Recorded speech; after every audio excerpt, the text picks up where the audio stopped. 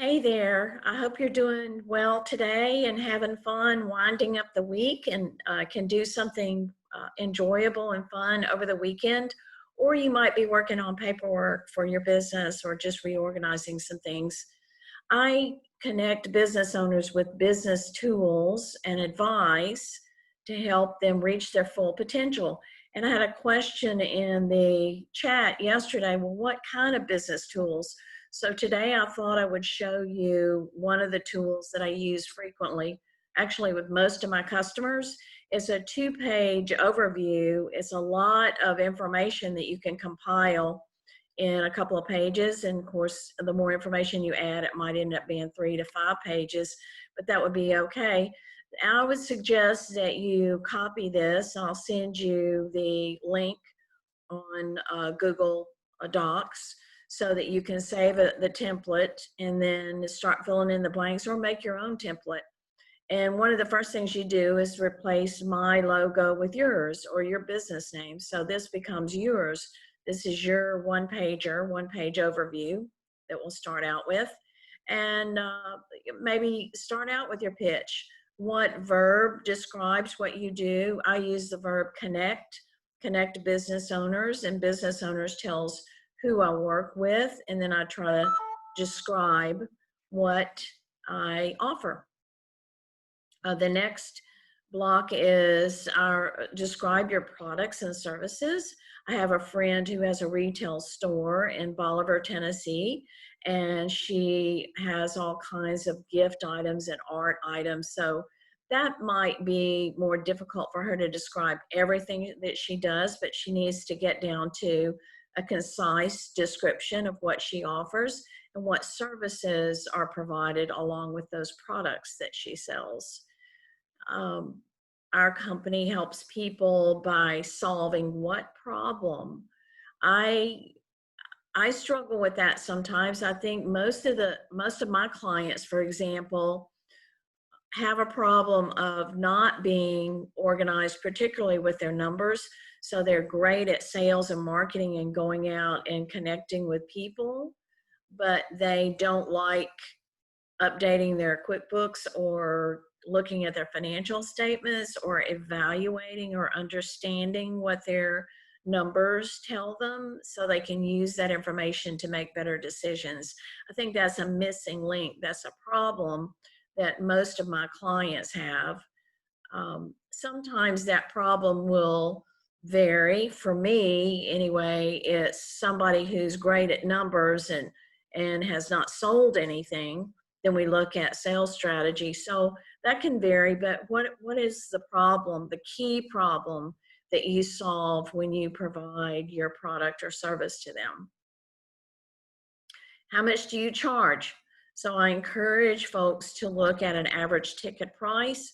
What do you charge per item, per product, or per service? Because that's going to be important later when we put a cash forecast together. That's another tool that we'll talk about maybe later in the week. Our clients pay us how? So do they pay you by check or money order? Do they mail a check? Hopefully most of us are getting paid online through PayPal or Stripe or some type of merchant, credit card merchant, where people can pay with their credit card or through their bank account.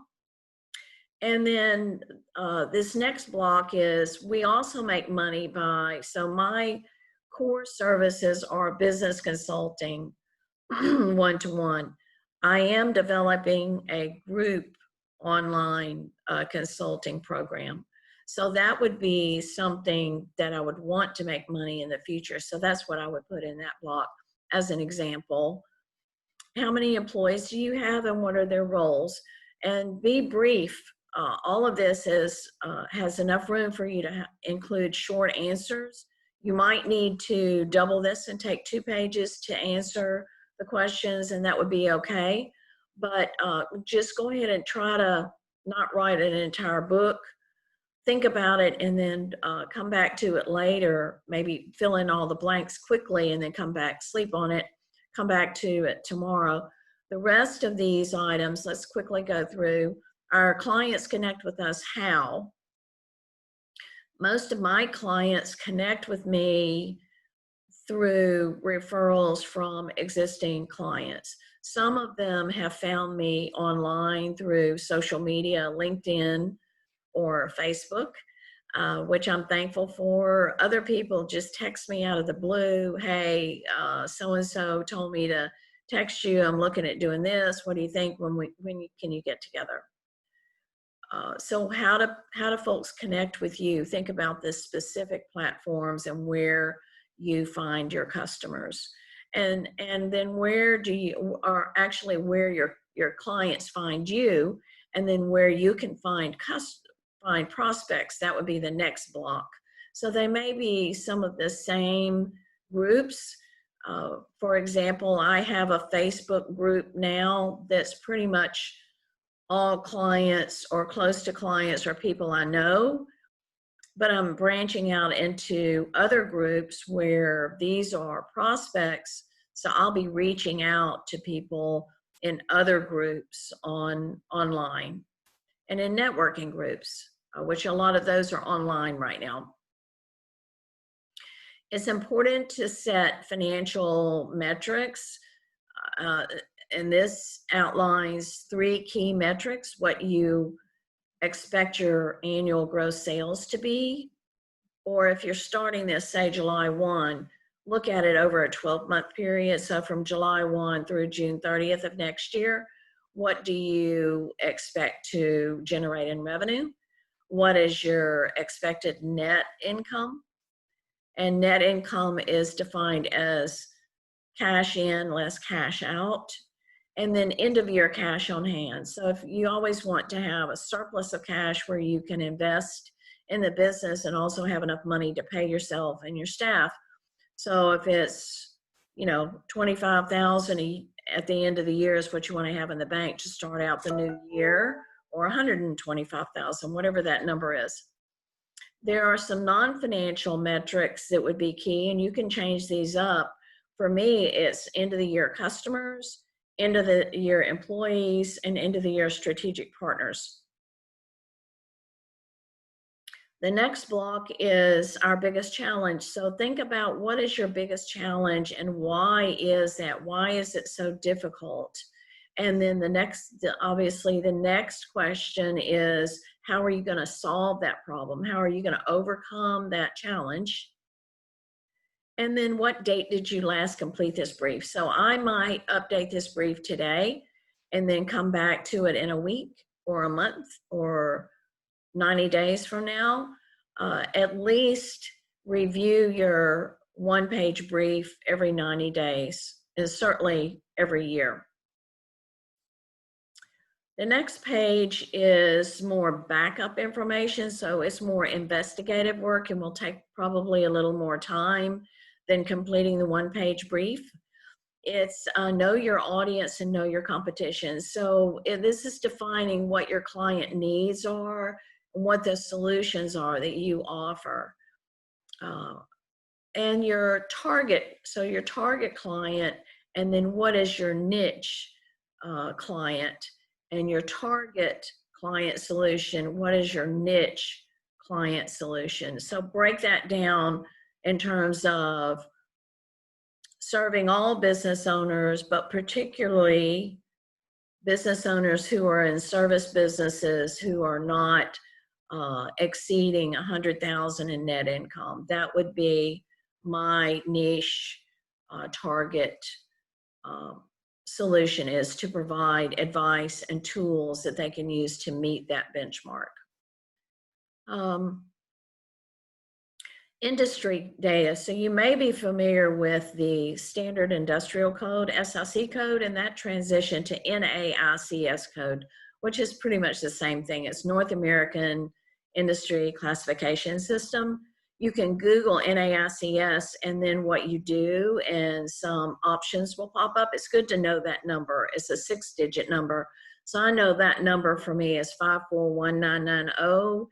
And then I have some other numbers. I might have 5 or 6 numbers that I put on file to be available for contracts. But more importantly, for small businesses, is you want to take that number and do some research on census.gov. So if you go to census.gov and search your industry code, once you find it on NAICS.com, then you can see what the average revenue is per firm, or you can calculate that. You can determine the firm's, the average firm number of employees or dollar of annual payroll. And then you can equate the total payroll and total employees to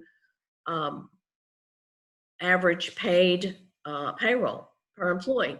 And there's lots of other information. These were key metrics that were important that I was looking at for a lot of different businesses that I was working with at the time and for my own.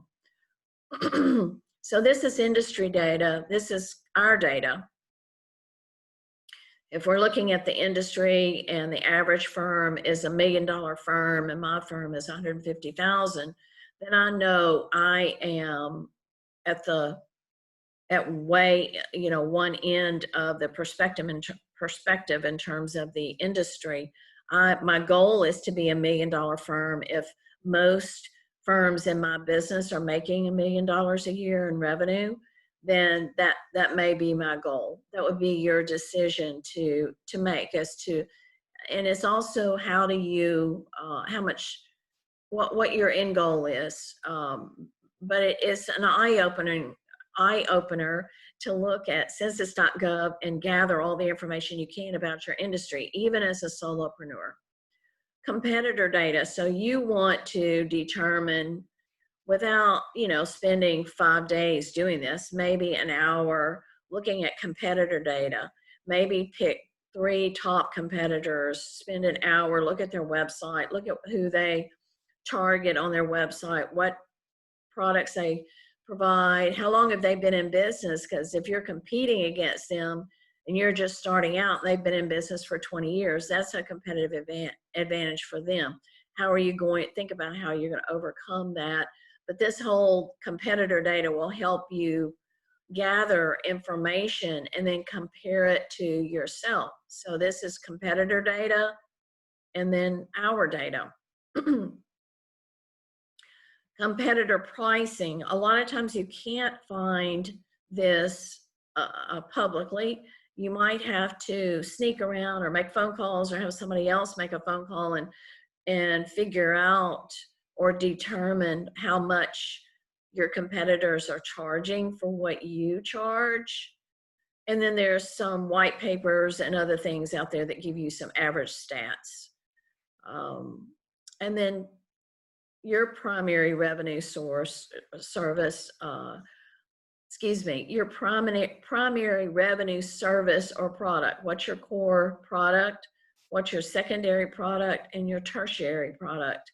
And then any new offers in the wings. And I've heard, and I would also suggest that you focus on a core product, get that monetizing at least to some extent before exploring all these new ideas that you have in your head.